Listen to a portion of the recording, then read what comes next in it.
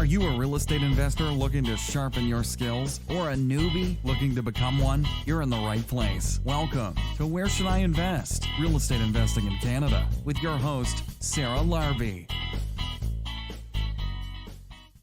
Tammy, welcome to the show. How are you? Thanks. I'm doing great. Doing wonderful. Awesome. Our paths have crossed a few times in the Hamilton area. I actually think the last time I saw you, we were looking at a garage conversion, which ended up turning out like beautiful. And I think that's the last time we saw each other in person. But prior to that, lots of events, lots of networking, all that good stuff. And maybe tell the audience a little bit about you, what you do, and we'll go from there. All right, great. Yeah, I do remember meeting you, seeing you there at the Garden Suite. I wish I would have seen maybe the after how it looked finished, but I did get to see you during the process. So about me, I'm Tammy DiTomaso, and I live in Hamilton. I'm a real estate agent, and sometimes if you follow anything that we do, you'll hear the term coach. Sometimes we go by that term. It's more to say that we're help coach a lot of our investor clients through the process of investing. Not a life coach or a financial coach, but or a weight loss coach, certainly. But yeah, we do a lot of the coaching through the process as well. I'm an investor as well. I have a couple of properties. Live in Hamilton. My properties are in Hamilton, and then I will work as a real estate agent in the surrounding areas. I'd say pretty much about an hour or so from home. Although I did drive a week ago to Chatham, and that was a 2-hour drive one way. So that was kind of a little bit further, but it was a nice drive. But typically about an hour, but don't go to Toronto. My husband and I have 2 kids. My daughter's gonna be 11 actually, and my son just turned 12. So they're just over a year apart. And we also own a gym. And I say we, but it's really him. His thing. So yeah, what kind of you're speaking like my language. What kind of gym is it? It's a personal training studio is how we started. And then but we do have it open to members, and we do have other trainers that rent our space. So when we first started, he was a trainer, and he was he worked a Good Life and that, and then he went doing his own training, and then he rented from another gym himself. Okay. Oh, cool. And eventually he had built up his business so well that I said, I think the money that you're spending on what you're giving him, we could actually put towards our own place, and maybe we should start considering that. So we opened up a place. We signed a 3-year lease, and I think we were about almost 2 years in, and we were hitting capacity. Like it was getting packed, and it was getting crowded, and we started turning people away. We wanted to be really comfortable. And so we ended up expanding. So we moved our gym over a couple units down to a larger space, and we've had that since now. It's been about 10 years we've had the gym. Oh, very cool. Is it in Hamilton? Really good. It's in Hamilton, yeah, just off of Green Hill. I'll say the name. It's Most Amount Fitness, but it's so stupid, the name. We always laugh. My husband wanted that name when him and his buddies had decided, and then later wanted to change it. And I said, well, no, it's too late. So that we still got that name. That's awesome. Well, it still did well. That's good. I mean, it's funny because it's similar to this podcast. Like how I came up with Where Should I Invest is like, what do people ask me the most? And it was that, and I'm like, that's going to be the name of my podcast, and here it's stuck. But sometimes that's so that's cool. Okay, so you have a gym, you've got a couple properties, you're helping a lot of investors, buy their first, second, third, or more investment property. What are you seeing? We're in 2023 right now. I think the mindset of many people has shifted from the good old days of 2019, 2020, 2021, where you bought anything regardless of what it was, and you probably did okay. And now things are shifting. So let's talk about maybe what you're seeing in terms of like investor mindset as a general. Yeah, I would say that with a lot of our seasoned investors right now, I find it is a little bit more challenging because we are just comparing it to what we've seen in the past, or maybe what they invested in the past. And then especially if you are looking at the last couple of years, it's been obviously a little bit rocky, and real estate's been interesting at most, right? So that part has been, I think, a little more of the challenge, even though they know and they trust the process and they feel good about it. Where I find newer investors know that it's also the right move to make, but they're also eager just to get in there, start getting into some properties.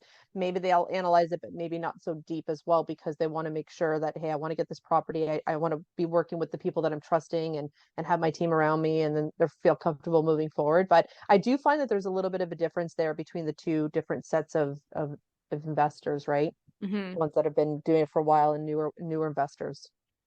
Yeah, I mean, I think a lot of people are still waiting on the sidelines right now. But I think there's a little bit more activity than there was, like, as of, like, for the spring market and whatnot than there Absolutely. was.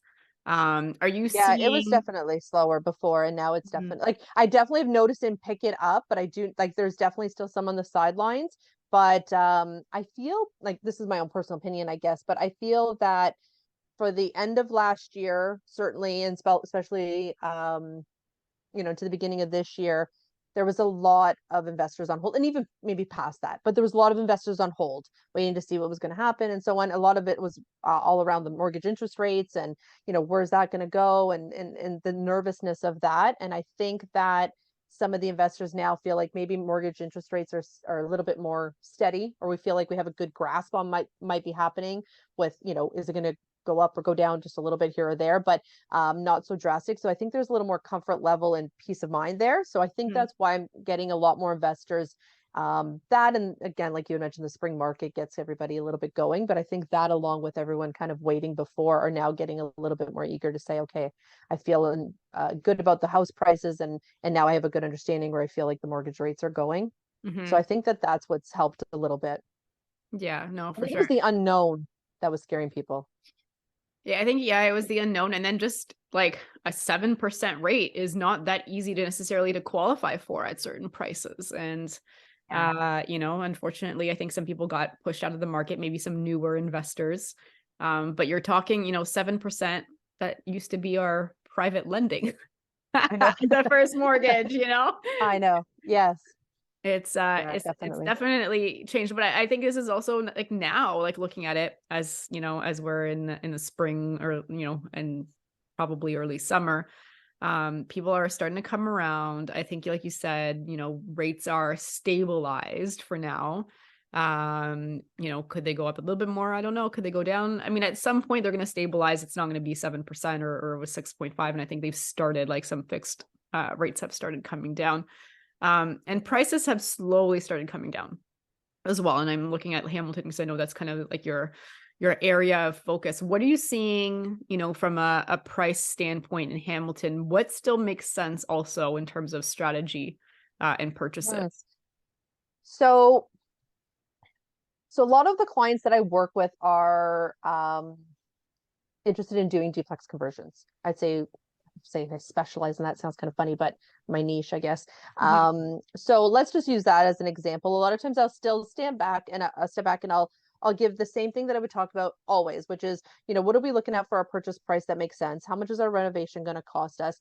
And then where do those numbers end up? And then if I was to buy something turnkey on the market right now, are they around the same type of numbers? Because if my plan is to refinance it and maybe pull out some of that renovation cost, am I going to be in around that range? So right now that definitely is all lining up, which is nice.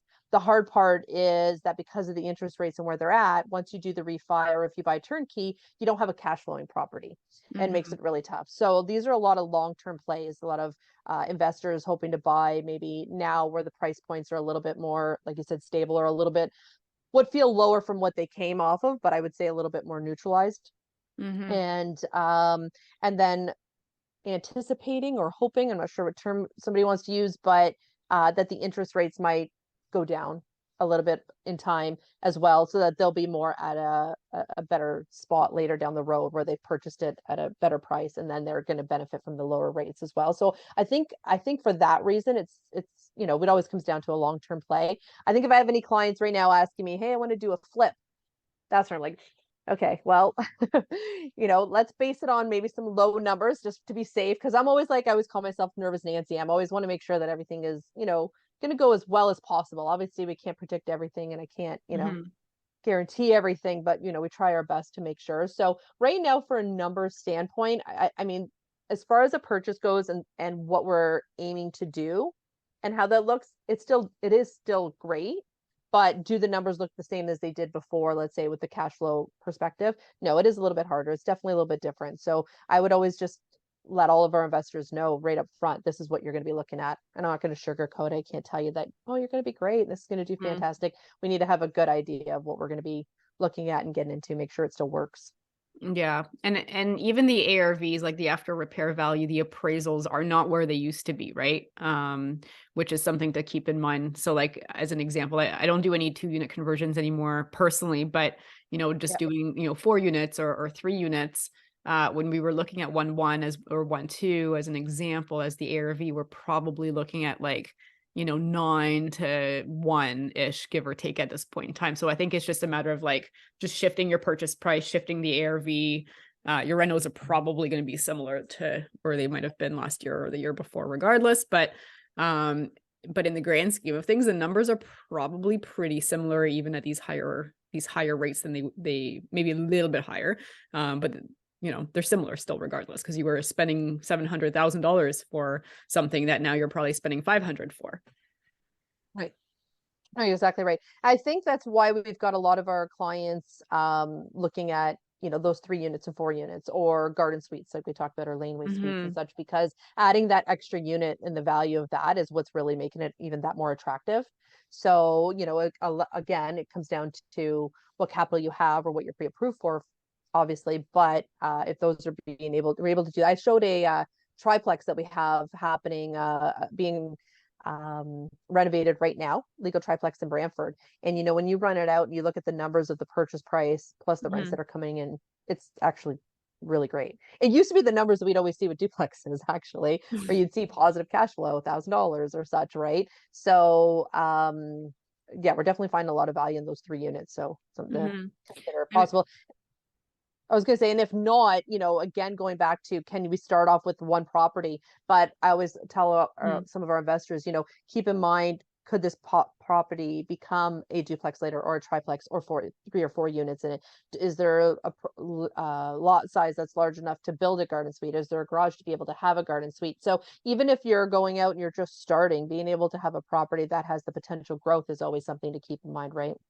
Yeah, no, like you said, you said long-term, this is not a flipping type of market right now. This is a long-term hold market, whether you renovate it or convert it or just hold it.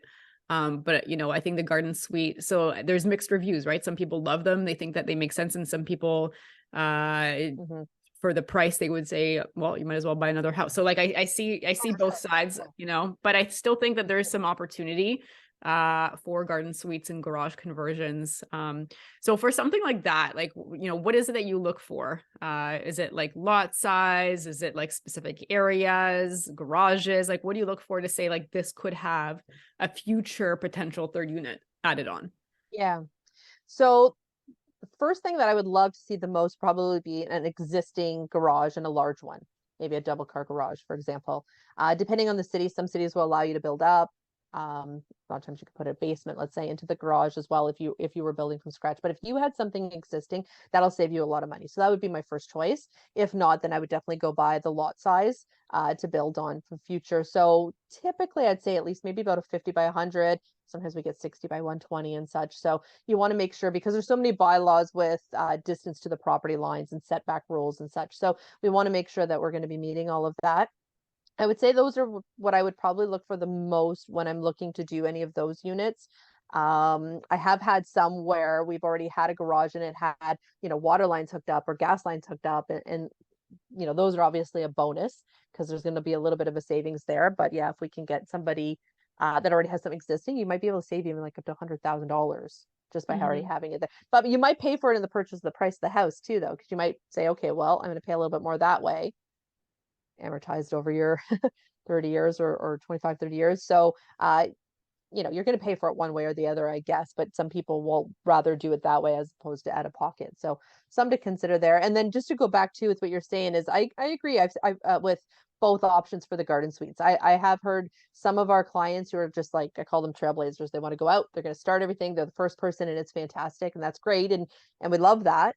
And then we need that. And then I have some other investors, even contractors and such will say, you know what, I think I'm going to wait. I'm going to let the banks recognize these first. I want to make sure, am I going to be able to pull some, you know, money when I'm refinancing and such, or are they going to be able to finance it for me and so on. So we know a lot of people that say, you know what, maybe I'm going to take my $250,000 and instead I will buy another lot and have that property, but maybe make sure would that also meet some extra criteria to turn that house into 3 or 4 units or add a garden suite down the road, because, you know, always future thinking, of course, but I hear both options and I think, you know, I don't think either are wrong, to be honest. Yeah. And I also think of, you know, a lot of like newer first time home buyers that are buying for themselves. Well, this gives them an opportunity to make some extra income. Because even with the bylaws that are coming on June 1st with Hamilton, you know, that's for investors. But if it's your primary residence, you could still short term and, you know, and make, I mean, I guess you have to register the unit or whatnot, but there's some opportunity there. And I think like even just like, you know, an older couple, they want to have like their kid kind of not really in the house, but like nearby and give them another opportunity. So I think there's like some good applications for it. It doesn't always have to be just investors, but it could be, you know, people looking at their first property and trying to figure out how they can, you know, mitigate or lower their living costs as much as possible. And that might be a great solution for them. Absolutely. We're seeing a lot of that. And I'm seeing a lot of older retired people that are starting to change the way they're thinking with properties, and whether that be, like you're saying, maybe renting out part of the unit, or they're going to have the garden suite and such to be able to be close to family. I've got more retired people also looking to rent, which I thought was interesting. Seeing a lot more. I mean, I just had my mother-in-law was over recently, and she's like, you know, sometimes I think maybe I should just be going and renting somewhere, and then you don't have to worry about all the rest. I've had other people doing the same, where they said, you know, I think I'm just going to put that on the landlord, then I don't have to worry about my roof and all that kind of stuff. So we're seeing an uptake in those units to rent as well, even for the renters that are coming in. Yeah, and I do like the garden suites because they're not basement units, in the sense that like not everybody is going to want to be in a basement. Like some people, for whatever reason, would prefer, you know, they would prefer to be somewhere where it's on the main floor or a top floor with more light, and also just like not hearing the floor from above and the people walking above, and just having it just feels like it's your own like separate little house, you know? Yeah, definitely. I think that one of the things I've noticed recently too, and I think this is a good tip for anybody that's going to be doing a garden suite, or if they have one right now. I had a chat with a client of mine about this, where just advertising for the garden suite right now is also a little bit different. You know, the tenants that are coming in to rent, they don't even understand what a garden suite is. They don't realize that it's completely just its own little mini house. Like, it's amazing. And I think that, you know, when we're estimating what they might get for rent, because obviously it's a little bit of a guessing game because things are just starting. It's just starting out. So we're guessing a little bit on what that would look like. And I think that those numbers are going to be greater later when people understand really what they're applying for and the value that they're getting for it. But I think the wording on your ad's going to be a little bit more specific so that they really know what they're getting into, because it's so different. It's so different. Like you said, no one's living above you, below you, around you at all, and you have your own little space. So there's a lot of value there for the tenants, but I think that there's a lot of learning there for them as well. So I think that the people that are waiting to do it might also benefit for those reasons, because I think it's going to be more known, and maybe they'll get more rents when people are like, whoa, wow, hold on, I will pay actually an extra 100, 200 or more to be completely separate. Yeah. And I mean, I remember going to California. This was maybe in 2018, and we stayed in a garden suite there. And it was so pretty. It was like separate from the house, but it's on the same lot. And I would do that over being in a duplex unit or triplex unit any day, because it is your own space. You're not hearing, you know, other people's footsteps, dogs barking. It really does feel like its own thing. So I do agree, like, what is the best way to advertise it where people understand that they're not sharing walls? And, you know, and I think even from an Airbnb or short-term rental standpoint, that's likely more lucrative per night, in my opinion, versus having a basement unit, maybe even a main floor unit, because you're still sharing floor Right. space with the other units. So there is something to be said about having like just more privacy. Like, you know, I to me, I prefer to do that versus a condo or an apartment, somewhere to just be, you know, Yeah. and you have your backyard space sometimes, like you've got like your own like, you know, section of outdoors. And I think the one that we met at, there was that whole like area where they could like do a little barbecue and stuff. I didn't see that section. I just saw inside, and I remember the ceiling height. I don't know Mm-hmm. if they kept that, but it was yeah, that was pretty wild. Well, I just did a tour in Brantford. We had almost 30 people on the tour, came out, and we ended with a bonus property, which was my client's garden suite, just so that they can see the end product. Mm. Everybody was floored. It's just amazing. It's pretty cool. Everyone to be standing there and looking at everything, going, "I'm in a garage. I'm in a garage. Okay, this is a lot." So it's kind of wild. It's pretty Yeah, exciting though. it is. I mean, it's like if you look at like the tiny homes that they had or the shipping container homes, it's like, Yeah, I think yeah, it's like in the same level, but it's, you know, it might be a little easier, I think, to refinance because it's on the law. It's, I mean, again, like, you know, shipping container probably, as long as it's done to code and whatnot, but it's not necessarily like considered a tiny home per se. But like right. you said, probably, you know, in a few years, as more and more people do that, more and more appraisers are going to know how to appraise them, and more lenders will accept Yeah, them. And some do and some don't, but it is definitely a learning curve, especially if you're in areas that you're like one of the first ones doing it.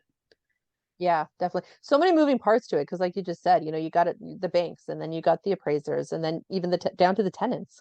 There's so many parts there that everybody needing to understand and wanting to benefit. So it's pretty Mhm. exciting though. It is nice, and I've got a couple clients that have gotten approvals in Hamilton as well. I remember seeing you at that one particular property that was not my client's, but I also have some clients doing it in Welland right now, and a few that have completed it in Brantford. So definitely some on the go. Those are the areas that I cover, but yeah, so got a few on the go, which is nice. Yeah, no, that's good. So, I mean, I would just suggest like somebody listening to this is that get an appraiser before you start doing it to give you an as is and as complete value. And if you like that, use Yeah. the same appraiser as much as possible with that lender. So all the lenders have like a list of approved appraisal companies that they work with. Just pick one from there that you Yeah. like that's recommended maybe by other investors, but find out what it would be worth as, you know, completed so that you're not Hmm. just putting in, you know, because sometimes it's $100,000+, right? Yeah. Oftentimes it is. And so you want to make sure that like if you're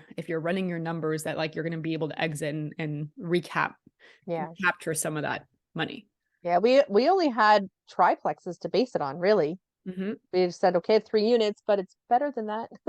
That's Yeah. how, but does that fly? I don't know. So we really had to take a bit of I guess, a leap of faith there, and everyone had to make sure their comfort levels, and like you said, running their numbers and their exit strategies and so on. But yeah, that's the best we were able to do then. We did end up having I think we're going to start seeing some more comparables. So check with your appraiser on that, and then even check in with your realtor at some point just to say, where are things at? So yeah, definitely the triplexes, but has anybody else done it? Because I remember it was during the peak, there was a property that sold in Hamilton. Now it wasn't a legal garage unit, but it was its own third unit in a garage. And that one at the peak sold for 1.3. Now that was a peak, obviously it was a little bit different, but we know that was certainly being sought after by buyers. So if that one's there and that's on MLS, that's something we can somewhat track, is my point. Yeah. And hopefully maybe get a few others. Yeah. I mean, I was just recently speaking to an appraiser and like the lenders are definitely asking for like a shorter comp time. So, you know, 3 months if they Yeah, can or less because the market's just changing so much. So, you know, they do what they can with the comps they have. I know that's the hardest part. And even in a market right now where I'll have some of our clients that'll say, what are we looking at with legal duplexes? Do we have any comparables there? What's mine worth right now if I was considering to sell? And when you're in a market where there's not a lot happening and it's a little bit slower and you don't have those comparables that are happening even from the last 3 months, because I usually like to do them very recent, we're going a little further and then trying to judge it a little bit just Mhm. to, you know, yeah, I like to be a little conservative with the numbers personally, because if it Yeah. turns out better, then you got a happier person afterwards anyway. Exactly. What are you seeing still makes sense? I know we talked about the duplexes, but like are there other types of deals or strategies or areas that you're like this out of all of them is probably where I would suggest that people look at? So personally, I do still favor Hamilton. It's not just because I live here, because I do love that. But if the pre-approval numbers worked out, I certainly Hamilton, just because it's a larger city, we've got greater appreciation, got a larger tenant pool. And so I do think it's solid for all those reasons.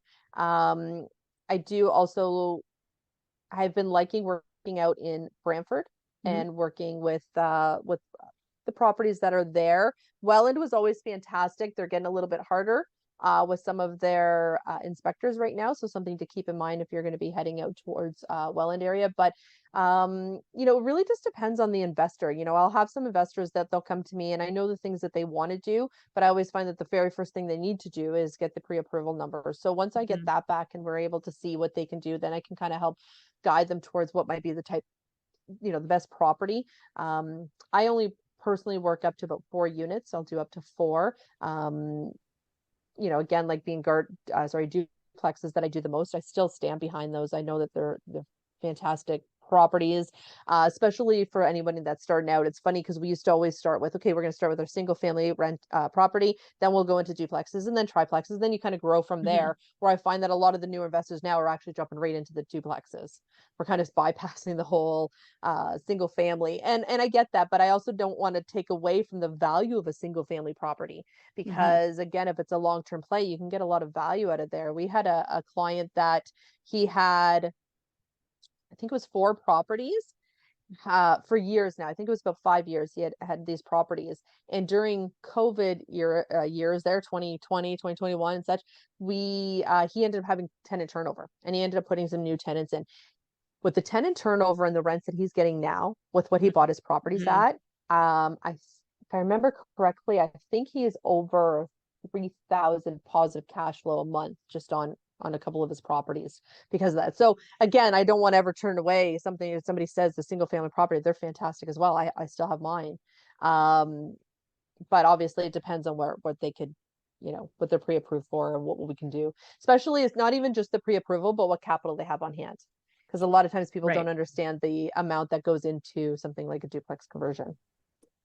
Yeah, and like just to go back on single families because I'm not the biggest fan of it, but I also think that there is like student rentals that are coming back that used to be saturated, and that could be a great Yeah. play for single families where you have, 5, 6 bedrooms in an area, you put everyone on the same lease, and then cash flow on something like that because now it's not as saturated as it used to be before the pandemic. Yeah. I actually think that that would be a great application for single families. Yeah, that's actually we would often compare even cash flow numbers from, let's say, a duplex, legal duplex that we'd have, to student rentals. And then Mhm. it was more of just which investor felt more comfortable with what, because I don't think everyone student rentals is their cup of tea. But Mhm. at the same time, if you just stand back and look at it from the same perspective you just said, yeah, I think that they can be absolutely fantastic. There'd be great investment properties, and they don't have the same amount of capital that you got to put forward.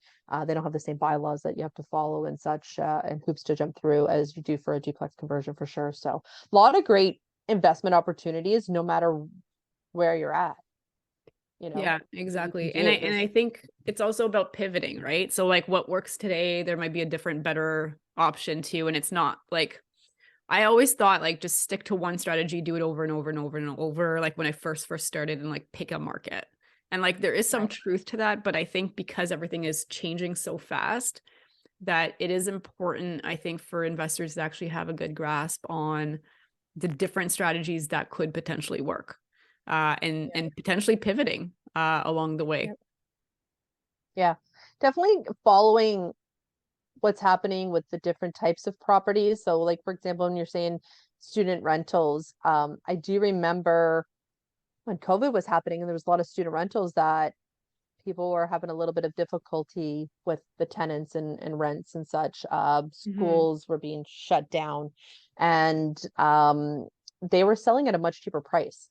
And I remember talking to investors saying, I think you should scoop these up. because they're going to be back. Students are going to be back, and they want to go into a classroom, I think. Yeah. Especially near McMaster University, as an example, here in Hamilton. So I thought those would be great properties. And then obviously, yeah, the prices just started skyrocketing and the rents are through the roof. So definitely lots of opportunities there for sure. Yeah. And like you said, sometimes the renovations are very minimal, Oh you know, yeah. Oh yeah. and rather than spending maybe 200, 150,000 on, you know, a conversion, maybe more depending on how many units, you could spend, I don't know, 30,000, 40,000. I mean, it depends obviously on what it is, just, you know, Yeah. cosmetic on a student rental. Yeah. And maybe even be more worth it for you to spend the money on a property manager if you didn't want to deal with what could happen with, possibly some student rentals. Some I heard are fantastic, and then some I heard are, not. And I think you could probably say that about a lot of properties. So, Yeah. a lot of times the duplexes, they'll just not always use a property manager, maybe do it on their own, as they have usually maybe families in there and they're taking care of the property themselves. But the student rentals, like, yeah, maybe look at it that way. Yeah. No, Spend that's the a money on the great property manager point. and be more hands off. Exactly. Yeah. I mean, it's in the way that I look at it too is like with the rents that are going up so high year over year, you probably don't want them or somebody staying, past 3-4 years. Unfortunately, that's just the industry that we're in.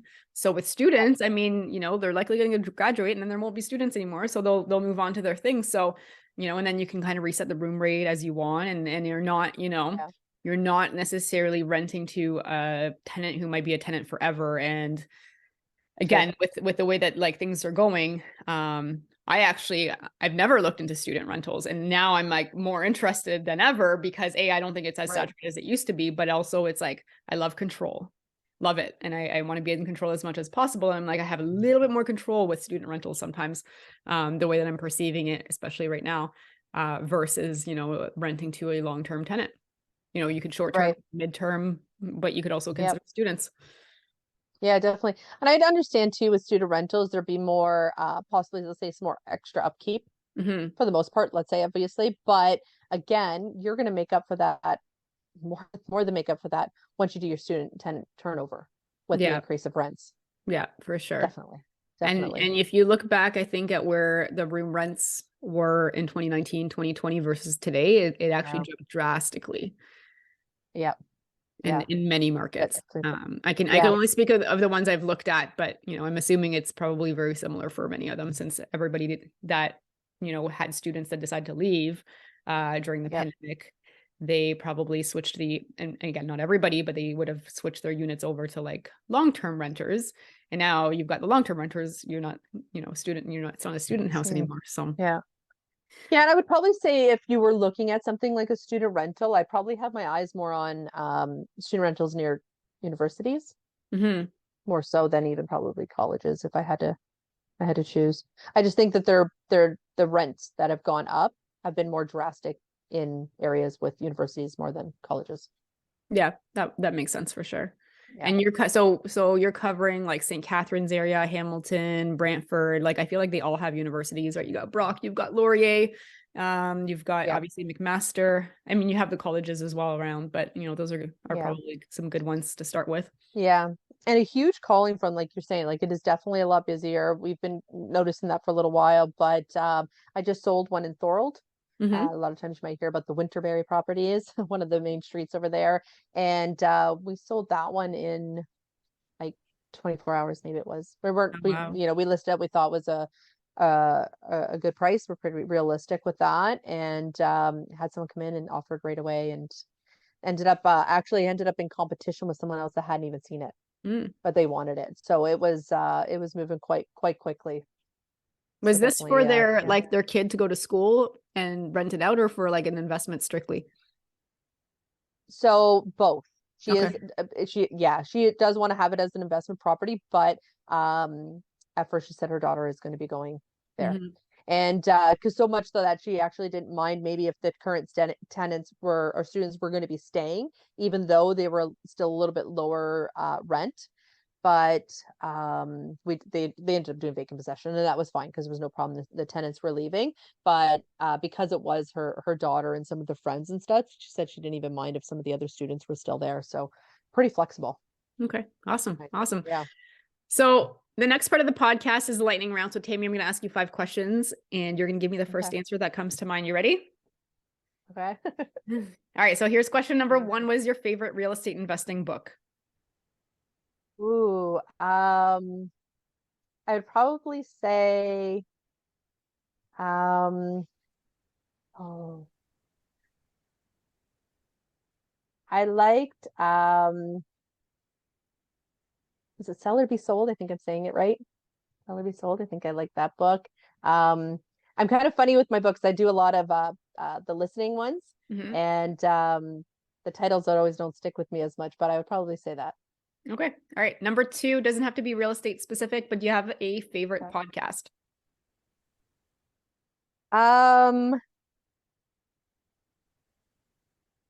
No, but it sounds so biased if I say it because I work at Rockstar Brokerage, but I do like listening to Tom and Nick. So I would probably say that they're 2 guys that I like listening to quite a bit. Okay. Awesome. Number 3, what do you do for fun? Um, my husband and I love playing lawn games, so especially when it's nice out, we will definitely be outside playing beanbag toss. We're pretty competitive. We've even brought it in the house in the winter. Yeah. Nice. Yeah. That sounds good. Maybe an investor like networking event with lawn games. That sounds like a fun Yeah. time. Yeah, actually, it's so much that I remember Brian, Tom, and Nick as a thank you. They had me on their podcast, and I had bought them a beanbag toss game Oh, with their that's logo awesome. on it. Very So I was like, cool. well, there we go. Now we have it at the office. That's Yeah. awesome. There you go. Your competitions. Yeah. Number 4, if you lost everything tomorrow, all your money, your properties, your assets, how would you start again? Um, so I would probably I wouldn't do what I did the first time. And I would say that the first time we leaned on a lot of credit cards to get us through a lot of purchases for the gym. So I'd probably, for anybody that's starting now, would be probably networking, getting around the right circles and learning more, a little bit more than what I did the first time with just jumping in. So I'd probably just say some education for sure. I didn't also know how to leverage any sort of money that I may have Mhm. had or how to acquire, and I didn't take the steps to always do that properly. So I probably, going back, would have stepped back and said, where can I, there's just so many areas that you could, even for money, borrow for businesses and such, and there's so many things that are out there and grants and such, and I didn't do a lot of that. I probably would have done that a little differently for sure. So starting again, tapping into your education that you have now and your network. Yeah. Awesome. All right. And last question number 5. If somebody has $50,000, it used to be a lot when I actually started this podcast back in the day, but we're going to keep the answer the same. It'll just be more of a challenge. How do you recommend they spend that money if they want to get started? Oh, yeah, that is tougher nowadays, isn't it? I would say, oh boy, I would say that I probably would say to check with getting a partner. Put your 250s together, two 50,000s together, maybe. Start with something, get a 5% down, work out what you can with the lenders is probably what I would suggest. Because you're right, 50,000 is a little bit tough now, and we do have some people that would do that. And I can just add to that real quick too, is that there's a lot of other programs out there where you can invest into maybe a group with funds. So some along the JV partnership where you can have your money involved, maybe some others to be able to make more money, but have a larger pool of it, right? I don't know if that makes sense without me name dropping all kinds of stuff, but yeah, Okay. I probably would have to say to do that. Yeah, for sure. I mean, look, there's still opportunity with $50,000. It's not $10,000. So there's definitely some things you Yeah. can do. And again, it's not maybe as easy as it used to be back in 2017. Yeah. But in 10 years from now, it'll be even harder. So That's right. That's right. I know. It's crazy. awesome. Tammy, where can my listeners reach out and find out more? I probably say maybe either my Instagram post is probably they'd see a lot and they can always message there, which is just my name. That sounds funny, just my name. But I probably do a little bit more business and personal on my page. I like to mix it up a lot, but Mhm. anybody can find me there easily and always shoot me a message or my email. Can you like spell it out just so people can write it down or like search it on their phone? Yeah, sure. Yeah, it's Tammy, and last name is DiTomaso, DiTomaso. Tammy DiTomaso. Amazing. Tammy, thank you so much for being on the show. It was a pleasure having you on. Thanks for your insights. And I hope to have you back again. Thanks for having me. Appreciate it. Thanks so much for listening to Where Should I Invest with your host, Sarah Larby. Make sure to listen in next time. We'll catch you on the next episode of Where Should I Invest?